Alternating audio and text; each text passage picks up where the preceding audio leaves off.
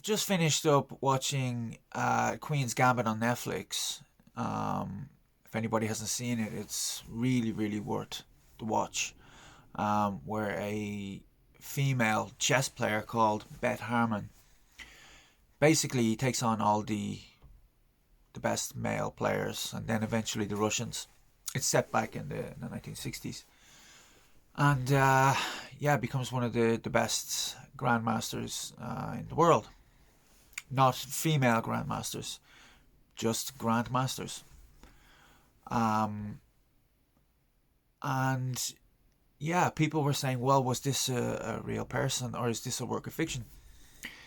A couple of things we would have heard of a woman like that if she was taking all the best male players out. She would be world famous. I can't remember who wrote the book, but it was based on a work of fiction. The conversation inevitably following this show was, why do men appear to be better at chess than women? And you look at the top 100 ranked players in the world, 99 of them are men, and there's one woman. And the top 80 players in the world are all men. And there are basically two answers to this question. There's the politically correct answer, and then there's the actual answer. And I've heard a few people, Nakamura, the grandmaster, Hikaru Nakamura, I heard gave a viciously stupid analysis of this question on his YouTube channel. And this is in some respects a response to that, but basically it comes down to the nature nurture argument. There's one book on it, Steven Pinker's Blank Slate, and another one by behavioral geneticist Robert Plomin, Blueprint: How DNA Makes Us What We Are. And basically everything we are as human beings comes down to nature and nurture, our genetics and then our environment. And the politically correct people will try and make out that human beings are a blank slate. And although Steven Pinker calls his book The Blank Slate, he calls it The Blank Slate and spends the rest of the book explaining why a blank slate doesn't exist. There are many differences between men and women. The biological ones are obvious. The psychological ones, some are not politically correct to acknowledge, and I understand this. We all want to think that we're blank slates when we're born, and we can be anything and do anything we want. And if we're all equal, then any kind of bigotry towards women or towards people with a different skin color wouldn't make any sense. I don't think bigotry makes sense anyway, but I can certainly see the argument they're going for. So Nakamura, in answering this particular question, said that, well, women are not welcomed into chess clubs, and they're maybe made feel uncomfortable while they're there. And this is the reason why there's such a difference between the top male players in the world and the top female players in the world, which is absolutely absurd in my estimation. People can play online, they can play on their phones, and they don't need to say if they're a man or a woman. They can get to a very high level on a chess app. There's many lessons online. Some you have to pay for, some you don't. And you can get to a rating that's well over 2000 even. That's a semi-professional, international master level of chess player. Now, that would take a few years, but you could certainly do it. without even having to acknowledge what gender you are. Um, so this is the argument the PC crowd goes for. Um, there are a couple of reasons why men are better at chess and why the rankings are the way they are, and why there's one woman in the top 100.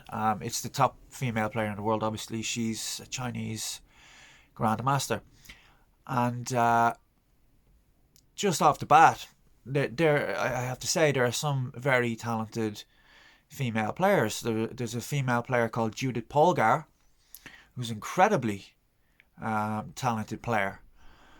He's one of the greatest players that's ever played, female or male. Excuse me. One of the reasons is basically men are more interested in chess generally than women are.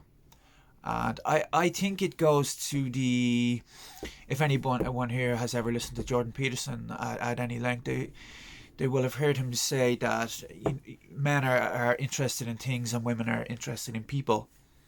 And that if you took a random man and woman out of the population, the chances that the man would be more interested in things is 60%, and the chance that the woman would be more interested in people is 60%.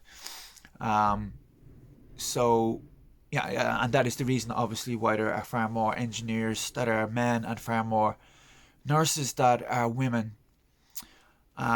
And I believe the interest in chess, because chess is very kind of it's things, it's pieces, it's it's very kind of mathematical and analytical, and this is why men take to chess and are more interested in chess than women. So there are far more men that are interested, and that's just free choice to be interested or not, which is nobody's fault. It's just the way human beings are. The second reason is that the average rating between women and men, the men are quite a bit higher. This is not determined on the amount of people the amount of women that actually play chess. It's an average rating. Why are the men so much higher? Well, chess correlates with IQ. And you might say, well, excuse me, there's no difference in IQ between men and women, which is true when you talk about the average. The average for men is about 100. The average for women is about 100 as well. But on that average 100 line, most women are on that average, with some exceptions. There's some above and some below, but generally speaking, the vast majority of women are on that average 100 IQ line. The distribution within men is a little bit different. There are far more men way up here and far more down here as well, and they average out to 100. So the average for men and women is both 100, but there are far more men up here than women. That's why there are so many male geniuses and mathematical geniuses, inventors, physicists, whatever. And that's why there are idiotic men filling the prisons as well. So it's not all good news for the men by any means. So when you have players with a Magnus Carlsen level IQ of about 190, or Bobby Fischer level IQ, the people that are more likely to be in the upper echelons of the IQ distribution are overwhelmingly men. Overwhelmingly. Now, it doesn't mean that you can't get a woman with an IQ of 190. Of course you can. but there are far fewer of them. And this is another reason why men do so much better in chess.